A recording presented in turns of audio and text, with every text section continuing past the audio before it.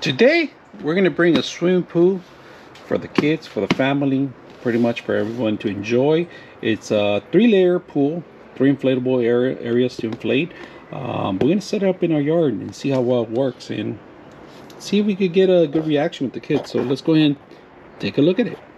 3 areas to inflate. My bad, I'm sorry.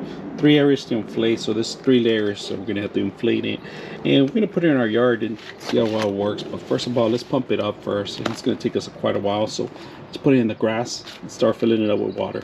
So as you can see, I'm actually pumping the air in, and it does have 2 valves in here, as if you guys can see. 2 different ones. One for a smaller pump, and then the larger one for a larger pump here. Pump is not included with the system, so you need to buy with the pool. You need to buy a pump. I try different. If you're gonna blow this, it's gonna take you all day.